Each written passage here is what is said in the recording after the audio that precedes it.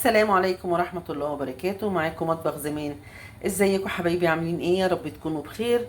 النهاردة بقى هعمل معاكم طاجن بامية. عملته معاكم قبل كده، بس هعمله معاكم تاني. النهاردة انا حطيت الحلة على النار وهبدأ حبايبي احط البصل وهقول لكم هنعمله ايه.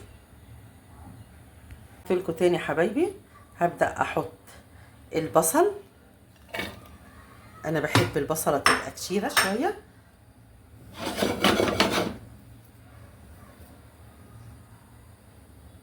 حطيت البصل على النار يا دوبك عبال ما البصله تتحمر معايا. هقول لكم هعمل ايه تاني دلوقتي يا حبايبي.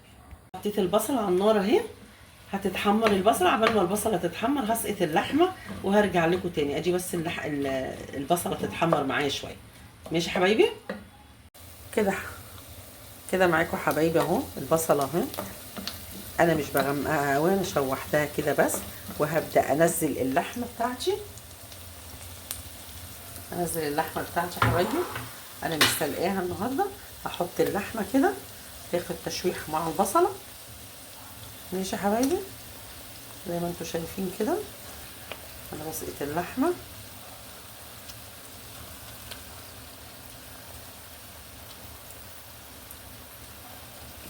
واسيب اللحمه بقى تاخد وتدي مع نفسها بشكل ودي قبل ما احط لها اي بهار او اي حاجه. ماشي يا حبايبي؟ انا كده سقطت اللحمه واسيبها تتشوح مع نفسها. معلش انا اللي بصور بقى، اول مره اصور. المصوراتش مش موجود اللي بيصورني. ماشي يا حبايبي؟ انا شوحت. هسيب اللحمه كده مع نفسها. هحط بس عليها فلفل اسود بس، مش هحط ملح يا حبايبي. هحط فلفل اسود وهسيب اللحمه تتشوح مع نفسها، تاخد وتدي مع نفسها، وهرجع لكم تاني حبايبي.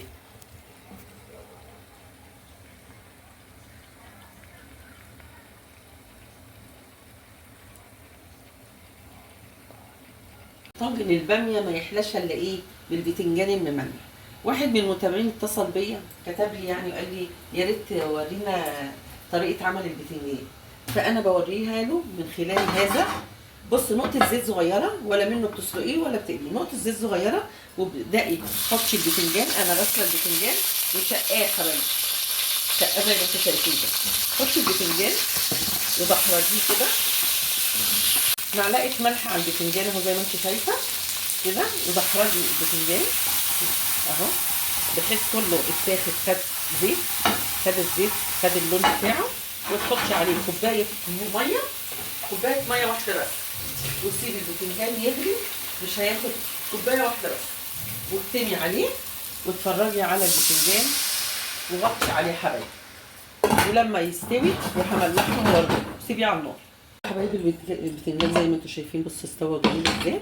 هكتمه بليمون عبال ما احشيه وهغطي عليه، وهتبقى دي كده خلصنا البتنجان.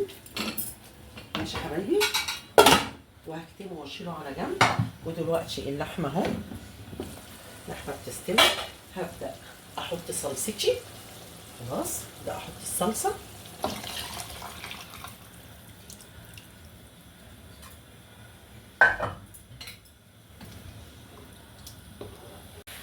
ودلوقتي يا حبايبي هبدا اسقط الباميه اللي انا كنت مفرزاها اهو، وهسيبها بقى تاخد تستوي مع نفسها، وبعدين ابقى اعمل لها التقليه اللي قلت لكم عليها.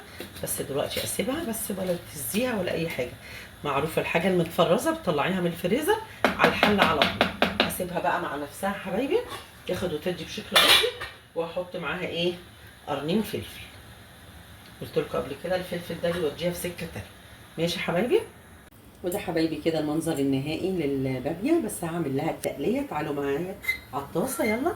هحط حته تومه حبايبي. هنعمل طشه الباميه وشويه كزبره. هنعمل باميه بالطشه بس مش هحطها في البرام.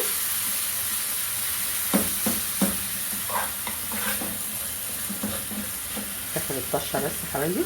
باميه زي طشه الملوخيه. يلا حبايبي. بسم الله الرحمن الرحيم.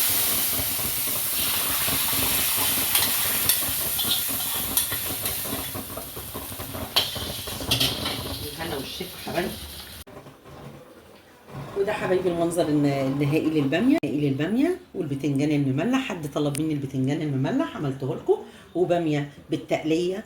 ويا ريت تتفضلوا معانا، وكومنت حلو منكم. اللي ما اشتركش في القناه يطلع بسرعه يشترك في القناه. والسلام عليكم ورحمه الله وبركاته.